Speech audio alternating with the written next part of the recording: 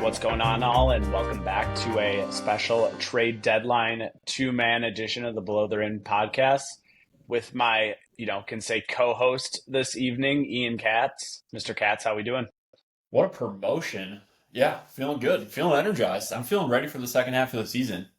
Listen, if the trade deadline and a mini Below the Rim promotion doesn't get you going, I'm not sure what else will. It's going to get me through this quick month, the rest of the 6 weeks of winter. I'm ready. I'm ready to attack Let's. it. We had the All-Star draft tonight, which totally went over my head. Did you see the results before we jump into the meat of it? I saw LeBron was the first pick, and then I saw Anthony Edwards was second, which I thought was funny. It's Uh, hilarious. Like about it. Shaq is like Team USA. Uh, Yeah. Charles is Team World, and Kenny is like, other than Anthony Edwards, like the last seven guys on the roster. And It's hilarious in terms of the way it played out. So, uh, yeah. Well, LeBron and AD are on the same team, right? LeBron, AD, Steph, and Durant are all on the same team. Yeah, the old guys. That's fun. Yeah, yeah. So we got old guard versus international new guard versus uh, an amalgamation of impressive overachievers. Did they say whether Wemby's going to play for the Rising Stars team or the All Star team? No, if I was him, I'd be like, let me play for the Rising Stars and 100%. just try and tear it up. There's nothing you can lose at that point, right? You get a W, everybody looks at you like the next phenom. Completely agreed. I would love to see it too. I feel like he'd play a lot harder. He's there to win. I think everybody would play harder too because nobody wants to lose to that team then and just be the team that Right. lost to Wemby. Um, well, hey, let's go over the way we want to structure tonight. So, want to do a little bit of a take on a winner loser concept, uh, but give it a little bit of flavor. So, what we'll do is each of us will go through a winner and a loser, bifurcated by a team that we thought was a winner or loser, a player, and then we'll call it a narrative. You can kind of go any which way you want with that. But just a topic or narrative that came out looking better or worse after the trade deadline. So I love uh, it. why don't I'll let's go teams first. We'll start a little bit more conventional, and why don't you kick it off? Go for it. Yeah, sounds good. My first winner, my team winner, is the Boston Celtics. Interesting. In a trade deadline that started last Saturday, if you tuned into our last emergency podcast, you've heard by now that Luka Doncic was traded to the Los Angeles Lakers. So in Did a trade happen. deadline where Luka is apparently available and Anthony Davis is available and Jimmy Butler's available, Kevin Durant is available, you're just hoping these guys stay out of your conference. And so Jimmy Butler has plagued the Boston Celtics for a long time. Obviously, this Heat team is not quite what it was 3, 4 years ago, even 2 years ago. But Jimmy's out of the conference now. KD stays out west. You're not worried. You're not sweating DeAndre Hunter if you're the Boston Celtics. I think that from a Cavs perspective, it makes a ton of sense to add him. Long, lanky defender who can go up with Tatum and Brown for 7 games. I get that. But the Bucks, my opinion, that's not a winning trade. Kyle Kuzma, kind of a loser. Um, Nobody else in the East really got better. And so I think the Celtics have to feel really good about where they're standing right now. Yeah, it's an interesting way to frame it. I definitely hadn't come across it that way. I think the only risk that may exist for the Celtics is complacency, right? And not having some of that fresh blood come into the locker room, maybe a guy that hadn't been there before. I think we see sometimes with that like new face coming into kind of a championship pedigree, there's a little bit of a rallying around like, let's get a new one for this guy. And I think with all of the same voices and bodies in the locker room, there's a little bit of that risk. Now, there's a buyout possibility. I actually think Torrey Craig just signed with Boston, actually, ex-Bull. And so I thought maybe that there's some other buyout opportunities there, but I think it's a very interesting way to frame it. And you're right, most of the movement was kind of teams 2 through 10 in the West jockeying to be the number one running mate against the Thunder. Yeah, yeah, absolutely. And I think you're right about complacency, and it'll be interesting to see if they get any buyouts, players signing for them. But I also think Tatum still feels like he has a chip on his shoulder because Brown won the Finals MVP. Brown has a chip on his shoulder from the whole Olympics thing. Like I think that these guys still feel like they have something to prove. Um, but yeah, we'll see. I think that they're probably still my favorite in the East. It's interesting. I think I just want to hit on the Lakers quickly. That was kind of my backup in Yeah. case we went the same way. I think Yeah. it's important to say like they are an obvious winner. Yeah. And the Luka trade is, you know, we can go back and forth. I don't still understand enough to feel confident making a conjecture of what happened. I think this is going to be something we'll learn more and more day in and day out over the next 6, 12, and 18 months. Definitely forces that are at the ownership level that, there's too much smoke in terms of the discourse and dialogue around all their motivations for there not to be something that drove that decision. But to then stack that with the Mark Williams deal, I think is just like absolute masterwork by the Lakers front office.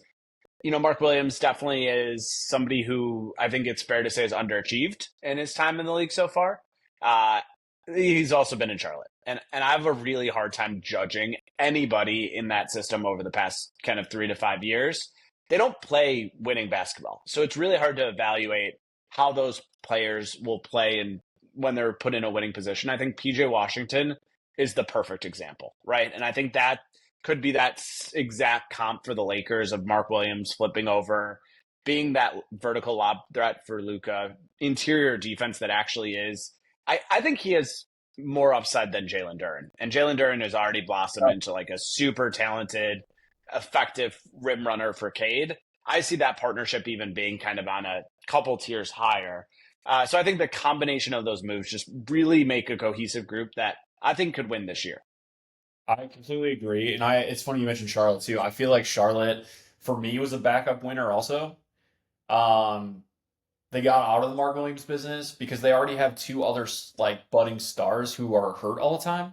And, Yeah. and you can't have three of those guys. And so LaMelo and Brandon Miller probably have a little bit higher ceilings. Um, and so getting out of that, getting the Lakers first round pick, the one that is a little bit more coveted, Dalton Yeah. Knecht, pretty exciting young player.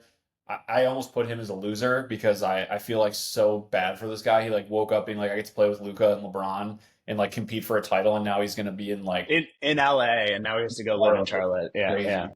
Um, sucks for him, but yeah. What winner did you go with? So it's interesting. I went with the Cavs for my winner. Oh, wow. So yeah. Nice. So and I think you make a lot of good points about DeAndre Hunter in terms of the tier type of player that he is. I don't think he, in and of himself, is a game changer.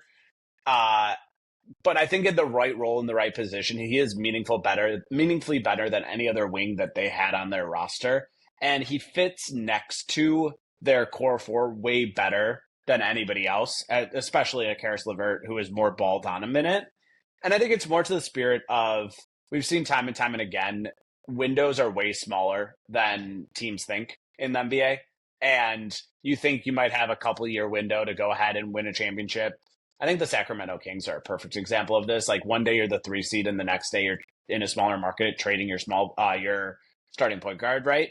I just think you have to go for it when you have that opportunity. So I applaud the Cavs for pulling the trigger, for finding somebody that fits in the construct and in the way they want to play, that is in kind of an upgrade in that role, and makes them I won't put them in the same tier right now as Boston and OKC, but I think other than those two teams, they should be on equal footing with every other group to compete for a championship. And for me, that is a big win for Cleveland in a post LeBron era.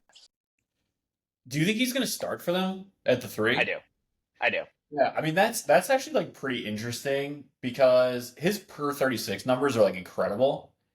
And he just doesn't play that much in Atlanta, which is pretty wild considering like the amount of injuries that they've had. Like you'd almost think he'd slide in after the Jalen Johnson injury and like some of the other people who've been in and out of that lineup. So yeah, I could see it being a massive get for them.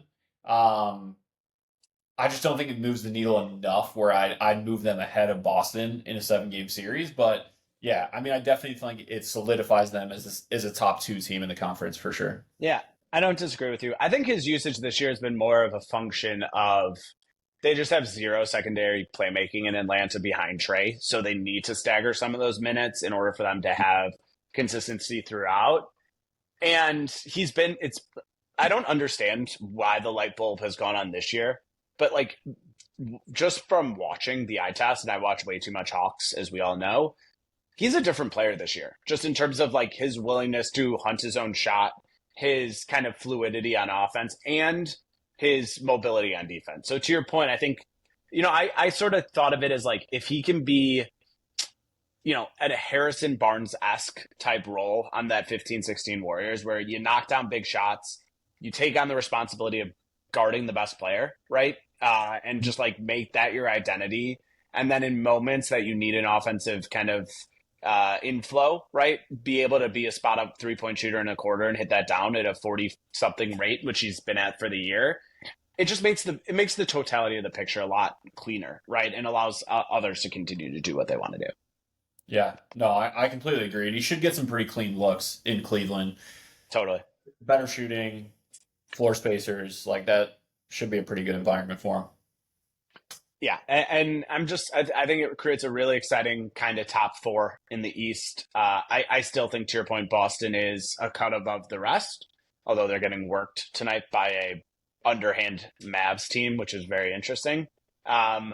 But yeah, I think it's just a matter of just once the chips really fall in the playoffs, where does everybody land?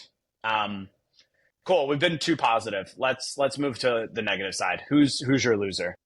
So you know what? I'm gonna play a reverse card. You go first because I sort of cheated on this one, but I don't want to step on your toes in case I did. So why don't you go first? All right, mine is the Phoenix Suns.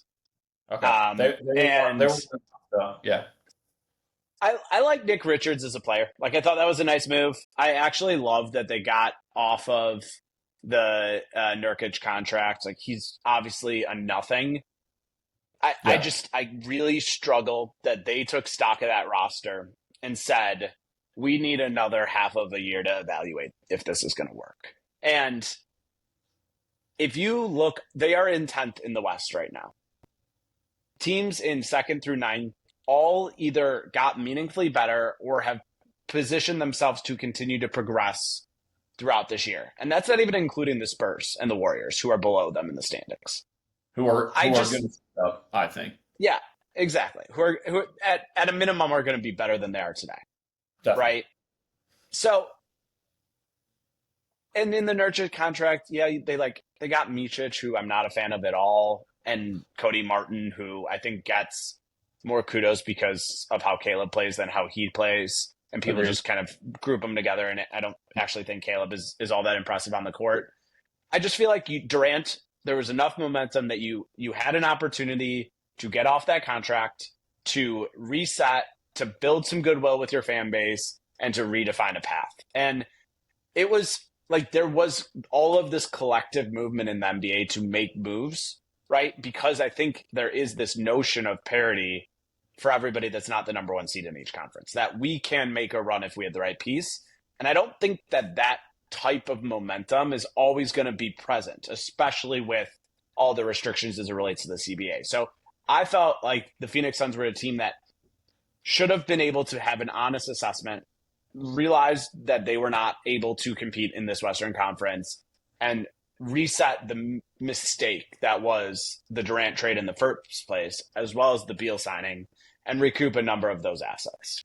Yeah, I think that the Suns were kind of my backup choice. And the only reason I don't think they're the major loser is because they're probably not winning this year anyway. Like, there was no move out there for them where they're going to compete this year. Agreed. And they weren't going to move Booker and Durant. So they hold on to KD. I think that they will end up having to hit the reset button, and I think that they will trade Booker and Durant, whether it's like this offseason or next season, because they're going to have to recoup the picks, and this core just isn't working, and they totally shit the bed on Bradley Beal. Like, giving him a no-trade clause makes him one of the worst assets in the NBA. He's actually not playing that bad. Like, he's been solid, and his contract's awful, but, he's going to be expiring in, 2 years, so you eat the salary. Like, he's tradable asset. Like, he's playing well enough to contribute to a team, But with the no trade clause, Right. it makes it impossible to move him. Right. Um, Yeah. Do you think Middleton would have waived his no trade clause to go to the Wizards? No. So like it's that Absolutely. same type of contract and role where the Bucks were able to move it because they didn't make that truly like front office malpractice Yeah, and give and a Middleton won mid them a tier. trade. And Yeah. he's a franchise legend, legit. Yeah. Like he should have his number retired there probably, and like Probably totally. will. Yeah. Um, Bradley Beal is like he's just a bag of points scored, and like that's all he's been his whole career. And he's got this no trade clause. It's just malpractice from the Suns' perspective. Good for him. You know what? He gets to like hang out in Phoenix. Probably loves it there. Yeah, listen, he was the only guy not sweating at the trade deadline. Everybody else is like, hey, I Yeah, can go anywhere. And he's just out here kicking back with a cocktail, waiting to play their game. The other thing on Phoenix that I was actually just thinking about in terms of watching them play the other night um, is how disappointing Devin Booker's been. Right? In my mind, his career trajectory, he should have been SGA. Right? Like that, like their games in terms of like where they were progressing and the way they play and getting to their spots, elevating physical mid range, extending that range, a pretty good passer. Like that should have been his career trajectory. And I would say the other side of the Durant move, right, as well as the Bradley Beal, but I think it really started with that kind of trade of McCall, reset, and go with Durant was it created two ISO scorers and removed any flow to that offense and like really hampered all the other elements of Devin Booker's game. And I think that's the other part of the Suns that has been obviously I think the Beal move gets a lot of the blame, right? The Durant move gets a lot of blame, but if Booker was a if Booker was SGA, if you flip them, I Mhm. think the Suns are a top 4 team, top 3 team in the NBA, right? And I Yeah, think I the agree. expectations were he was going to grow into an MVP type candidate, and he's really just capped out. And I think that's part of the reason that I get so frustrated with the Suns is, and they are losers. I just think they're disconnected from the reality of what their team is. Yeah, no, I don't disagree with a single thing you said. He's been very disappointing this year, but also like the team just doesn't look like they're having any fun, and they should be. Like KD, one of the most exciting offensive players of the last 15 plus years. Booker should be that to your point. And honestly, this team was way more watchable like when they had Chris Paul and Booker Yeah, together. yeah. Um, Chris Paul also brought the best out of DeAndre Ayton that we'll ever see from him ever. Um, and so you think throwing KD into that and losing like an ancient Chris Paul would actually be like a pretty massive step up, but it just hasn't worked. It just really hasn't worked. Not at all. Not at all. Yeah. All right. Where I'll go. where are you going? Yeah. So I'm going. I'm going to cheat a little bit and just say the middle tier is the loser, Hmm. and my two teams for that are the beloved Bulls and the Toronto Raptors. Two teams that I just cannot figure out what on God's green earth they're trying to do. Like, in what world is putting together like a bunch of decent players gonna net you anything positive? Did Like, you see? Did you see yeah, Arturas's quote yeah, tonight? it's crazy. I mean, like he's living in La La Land. We have to deal with. I mean, rest in peace, Virginia McCaskey today. Of But course. we've had to deal with that, dealing with like going, 8-9, 8-8 for so long. And I just feel like that's what the Bulls are doing. And I feel like that's now what the Raptors are doing. I feel like the Raptors are almost like more malpractice than the Bulls. Trading for an expiring contract in Brandon Ingram. I just can't figure that one out at all. Um, on the basketball court, you're paying a bajillion dollars for RJ Hunter, Scotty Barnes. You're going to have to re-sign Ingram, otherwise this trade makes no sense. And what's his face quickly. So like you're paying these four guys who are all like solid players, but none of them are an alpha on a championship team. So like they also got rid of Siakam, who's like a great fit in that role. So I don't really understand that at all. Yeah, I mean, like Siakam's just a better version of Brandon Ingram, Yes. and like meaningfully better. Um, yeah, no, I think that has gone back to the Raptors winning the championship and their front office having this almost perception of we know more than everybody else, right? Has always kind of been how their moves have felt and the way they moves. Um, it's weird because I sort of hear what you're saying, where both of those teams kind of lost and they did it in very different ways. I feel like the Mhm. Raptors make a lot of moves that make no sense, and the Bulls make no moves that make no sense. Right? It's Yeah, like true. Yeah. it's like the two sides of the same coin. I let me ask you this: if you could choose your fandom today, who would you choose between the Raptors and the Bulls? I would go with the Bulls. Okay, Because they have make your case. they have an easier path out of what they're doing. Like now, Toronto's locked in. I don't have their cap table like in front of me, but they've got this core for the next 3-4 years probably. Yeah. Um, I think Scotty Barnes is really good, but I don't think he's shown that he can do it at a consistent level. Um, but no, I would definitely lean the Bulls. I actually like the Lonzo re-signing. I know there was some conflicting opinions in our friends group chat. Some of our less educated basketball fans were like upset with it. Um, Shout out to our field correspondent Connor Friedman. But I actually like the Lonzo signing. I think he's nothing but upside, super cheap. Um, Vooch on a really cheap contract. Shocked he didn't get moved. I'm like genuinely shocked that he's not going to the Warriors or the Pistons or like another team that could just like really use a scoring big man who can shoot. Like I'm pretty surprised about that. Um, but yeah, no, I'd much rather be in the Bulls position. We got our own pick back. I mean that like what else can we want? Yay. No, I hear you. I think both of them are to your point, not just messy middle. Like they're in stuck in the mud, and I think to have your GM come out and have Arturas say like there's different ways to build a roster. You can have 2 to 3 great players or have 10 good players. It's just like so disconnected with reality that like Yeah. the trouble is like I hope that he can't even believe that, but maybe he actually does because the way he's building the roster is exactly that, and it's very disconcerting. But Jacob, what makes me nervous is that by some miracle we end up with a Luka Doncic. He's lining up to trade him too. Right. Like I think he just showed us like he cannot be trusted with the keys to the castle here. Yeah. And No, then I couldn't agree more. And I think the other thing about just so I think I would pick the Raptors. Just comparing apples to apples. oh, really? The thing Okay. that I struggle with the Bulls. So I think Scotty Barnes still has upside. Yeah, he's Sure. still young, right? He's by far the best player in the group, right? And heads and shoulders above the rest, in my opinion. I would actually say RJ Barrett has shown that given certain degrees of kind of creative freedom and the right amount of kind of usage on offense, he can play a positive role for them as well.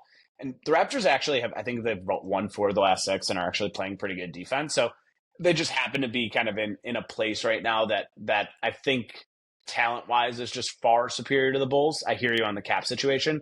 The problem I have with the Bulls is the players that we've chosen to hold on to are not good at basketball.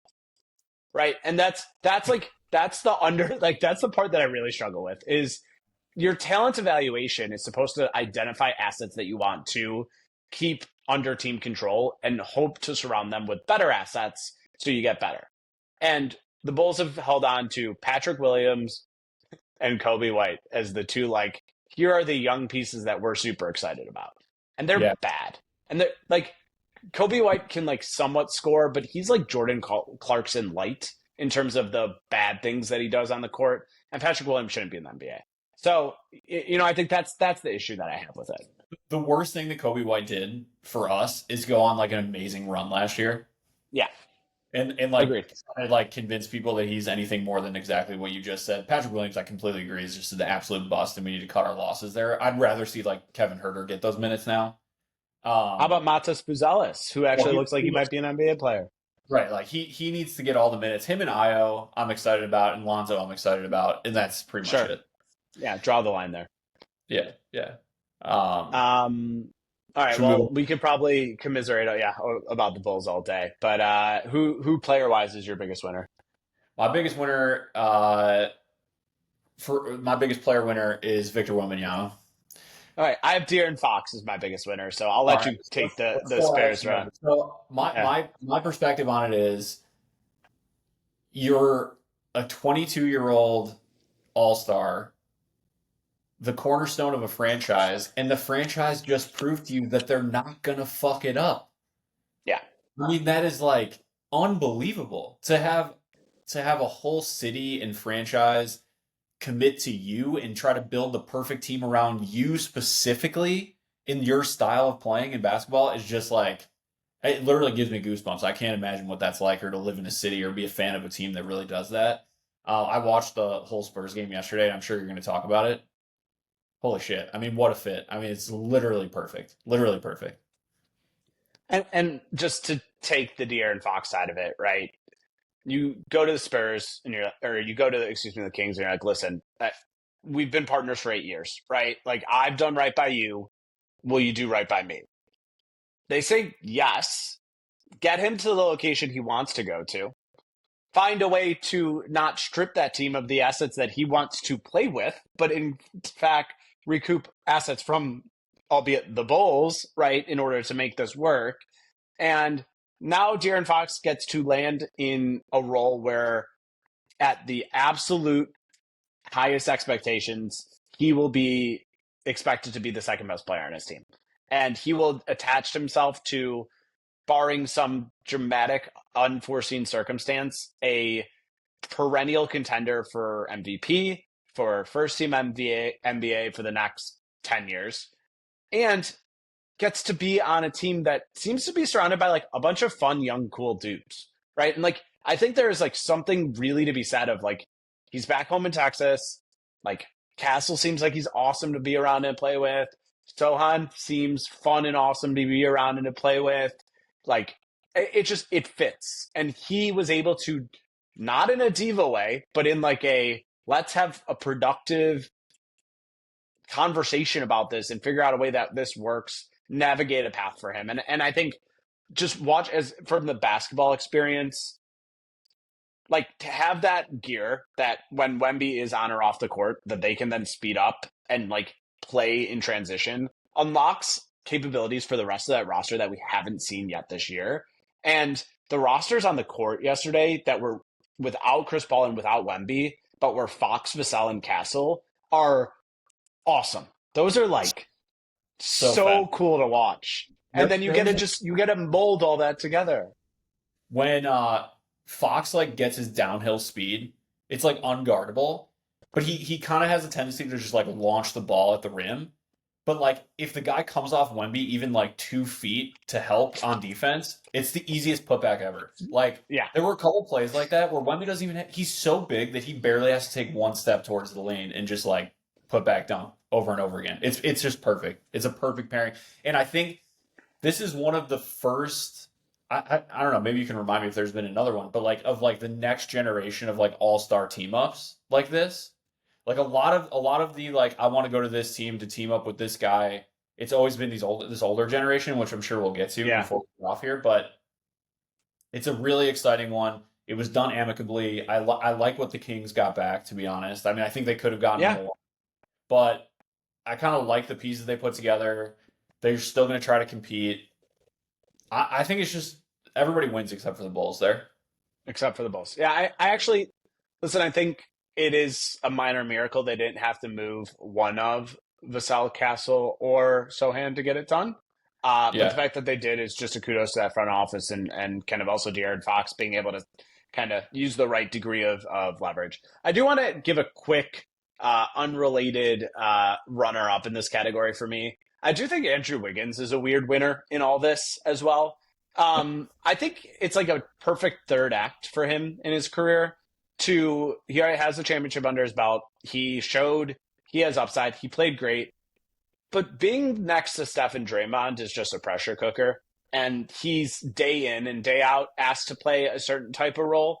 And now he gets to go to Heat where the only expectation is like show up and like not be an asshole. And like that is an incremental add to Jimmy Butler. I just feel like it's a really soft landing zone for him and one that he is surrounded by other talent.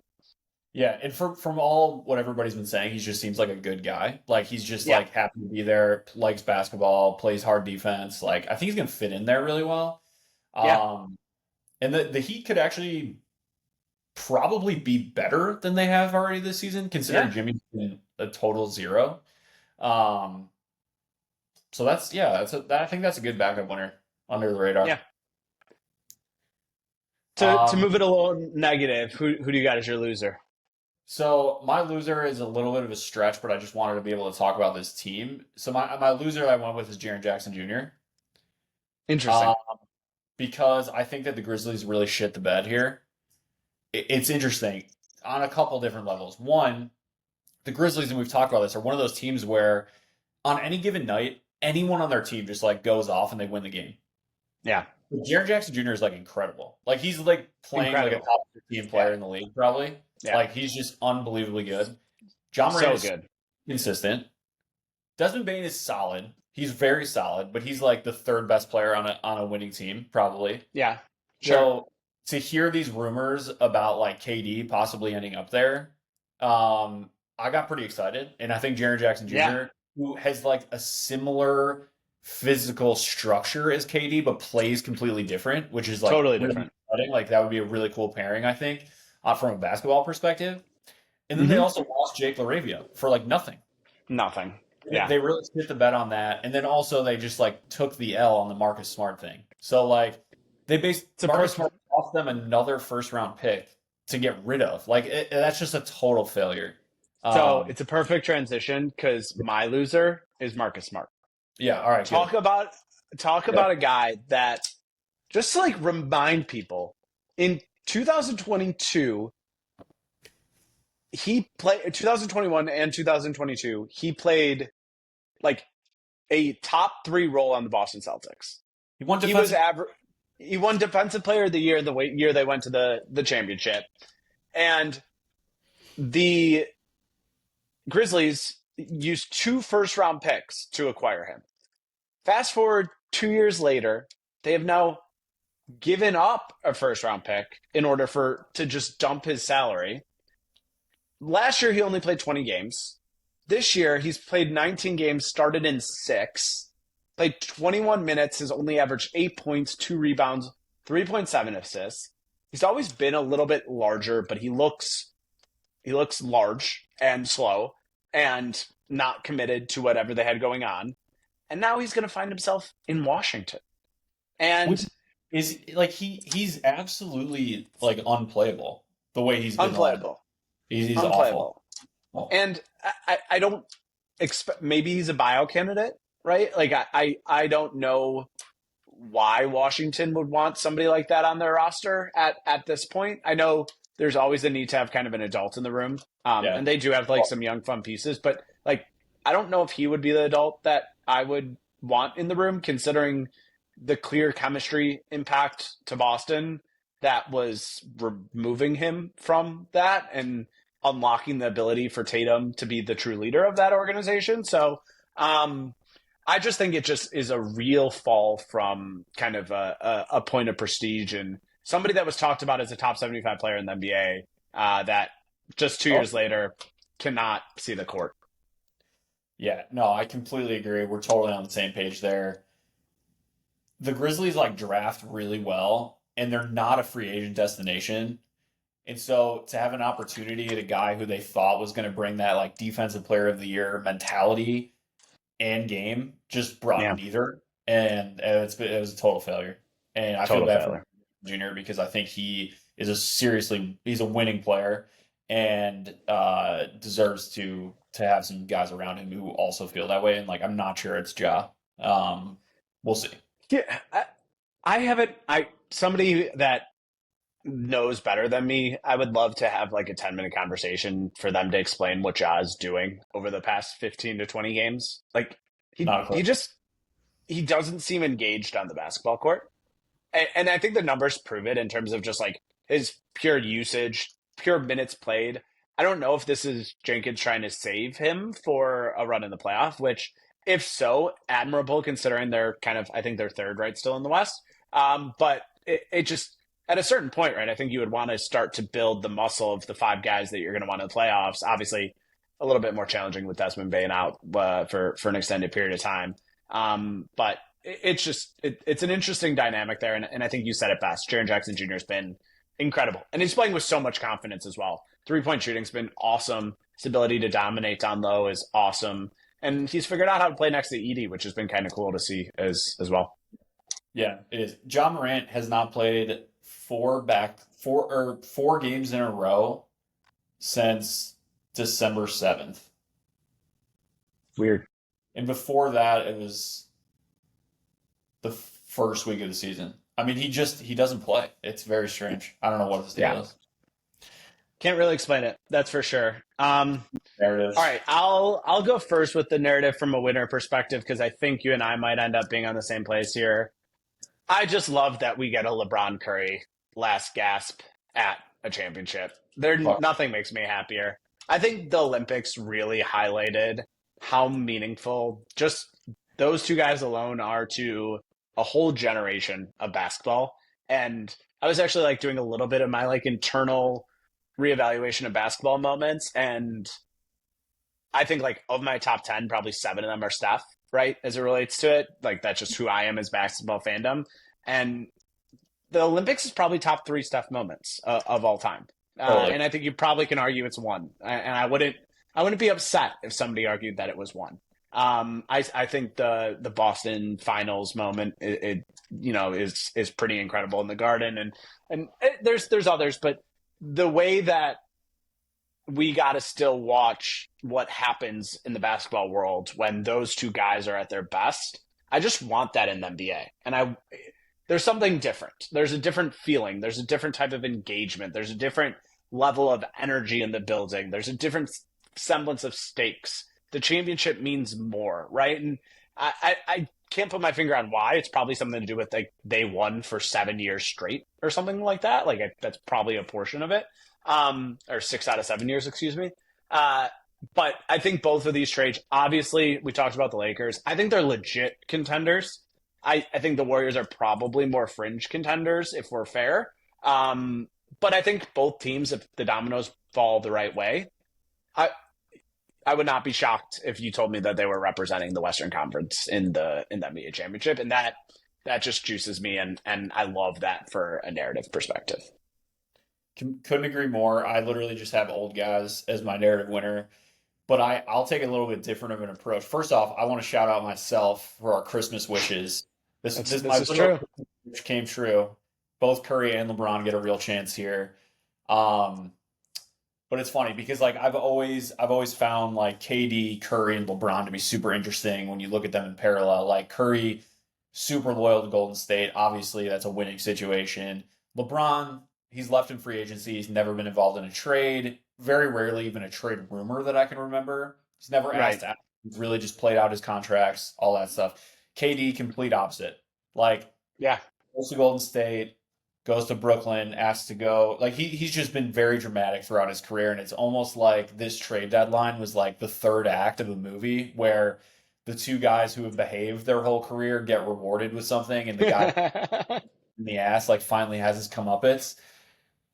And it's almost like the narrative for me that's like it'll be a huge what if is that KD like clearly didn't want to go back to Golden State. Yeah. And he could have. It sounds like that really was going to happen. And from a basketball perspective, first off, as a fan, I would love to have seen that. But also, it is his best chance to probably win another title. Like, it would have been Steph's best chance, and it's probably his too. I mean, yet to be seen. He's still playing at such a high level. He could, go to another team and be successful for another few years, whatever.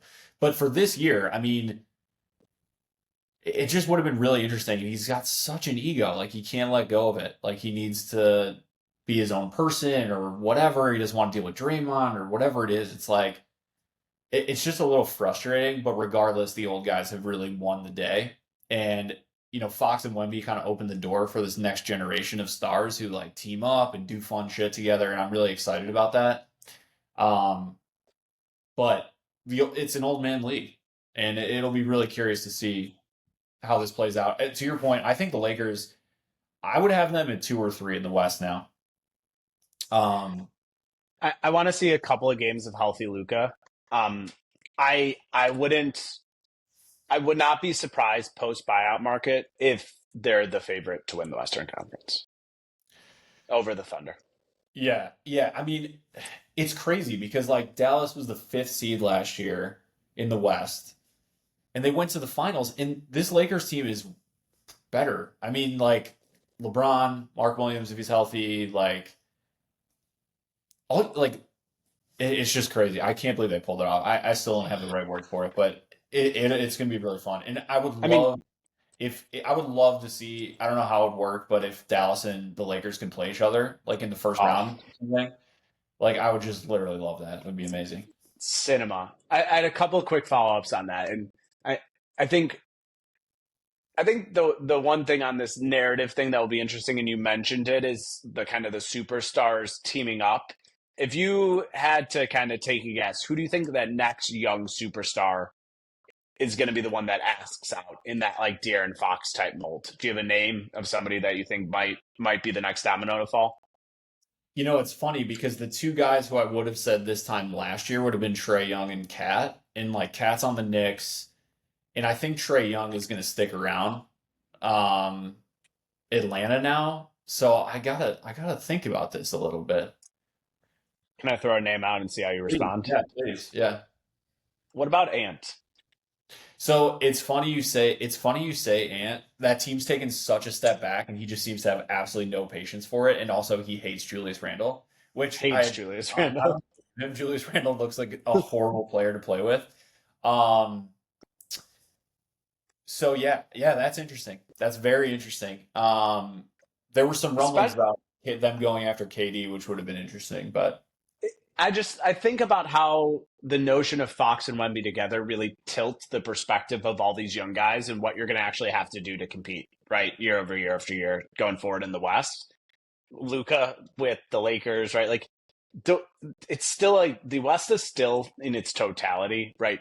Long term, a much different beast than the East, right? The East is, to your point, mostly aging plus the Celtics.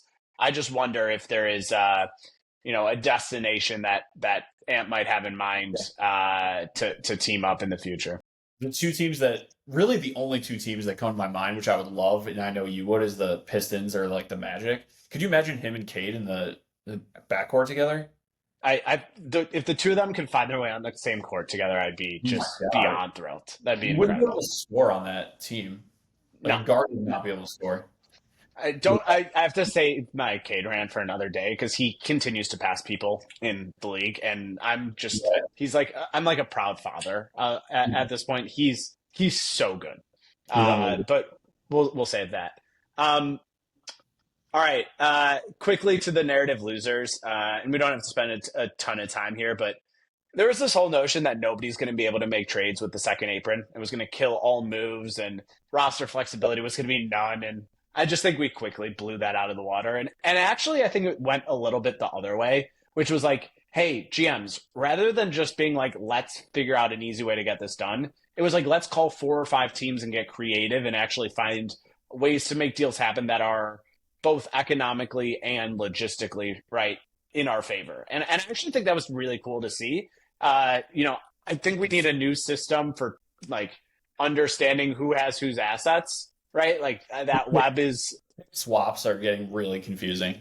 yeah, that's next level shit that I'll let the experts handle. I'm just here to kind of make below the rim comments about it. But I think that kind of breaking of that notion was awesome. And I think it really just, it shifted away from kind of the player empowerment era of saying, trade me to this team to I'm disgruntled and I want to go somewhere else. And that kind of opens up opportunities for other teams to come to the table. And I think that's a cool kind of, obviously the narrative lost, but I think the outcome was more positive than where we started. It's hilarious that you said that because we're so like throughout this we've been so much on the same page. I literally just have my biggest narrative loser is aprons. And not exactly for the reason you said. It's because I don't want to freaking hear about it. You know what I mean? It's like Yeah. oh I don't care that like this team did this because they want to get under the tax or the apron. I don't care. Just show me KJ Martin in a Photoshop Pistons jersey.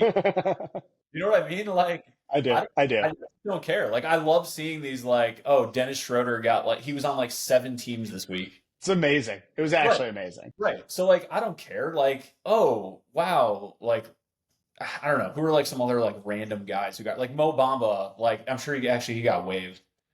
Um, Whatever. Like I don't need Like, to know why teams are doing this to get under the yeah, tax, the apron, or whatever. Just like be excited that guys are like switching teams. It's just fun. It's good fun. yeah. PJ Tucker moved 3 times this week. Yeah, Yeah. Dennis Schroeder. I really hope he didn't buy a house in Golden State. That's a rough go for him in terms of the real estate. I mean, I don't even know if he would have had time to get off the plane before he had to get back on. I mean, his game didn't get off the plane Yeah, from the time he's been traded that's from Brooklyn. Uh, the last couple of just like random notes I had that I kind of thought were of interest. Houston didn't do anything, which I actually think they did. They brought in somebody, Jaden Springer, but then they waived him, so I think it was just a cap move. Nothing big. They decided to stand pat. I think it's the right decision. I think they have some really hard questions to answer. And it's, as I mentioned earlier with the Cavs, it's one of those things where the window closes before you expect it to, especially when there's a lot of young players that are looking to be alphas. I've watched them. They're on a 4-game losing streak. I've watched them pretty closely the last couple of nights. They don't look like they're having a ton of fun anymore. And that is a really interesting thing. I think the rise of the Amen Thompson as another equivalent to Jalen Green and Şengün, and now Amen it's tough. So oh, I think it was he's an interesting choice. well, he's not an equal to Jalen Green. He's surpassed Jalen Green in my opinion. You don't tell Jalen Green that. Well, yeah, that's the problem. Well, Yeah, it's funny, I kind of lumped Houston and Orlando in together. It's like these two yeah. teams that did nothing but also they didn't have to do anything, which I think is fine. Particularly if you're Houston, because the West is just trying to like beat the shit out of each other. I feel like Orlando could have made a move to like guarantee them a top six spot or like Yeah. really for a top six spot. But again, they're playing it out with these young guys. They have a lot to prove, and they're doing it. So I think those two teams will be fine. I think the one team that I don't think you can't call them a loser because they have Jokic, but what is Denver doing? Like they can't make a single move to try to make their roster a little bit better around the edges. That's a little frustrating. Um, yeah, yeah. I mean, it's just like they feel like they're one piece away from getting like solidified into the top two there. Well, and it was interesting. So the last thing I did is after the trade deadline, I wrote down I think there's 8 teams that have a legitimate chance to win the title. And Mhm. interestingly enough, I did not have Denver on that list. I think Really? that would be the ninth for me. So I had OKC, Hmm. the Lakers, the Clippers, and the Warriors in the West. And I had Boston, the Knicks, Cleveland, and Milwaukee. Oh, is Denver belong in that list? Are they Yeah. the only? Make the case for the Clippers. So the East, I completely agree. Those are the 4 teams in the East. The Yeah, West, I would take out the Clippers and put in Denver. And this is like insane, but like, I don't know. I genuinely feel like the Spurs could just like make a run. this year. Yeah. I love that. I'm Listen, not talking we're about not. again. I think for the next like our entire adult life, he's just in the conversation.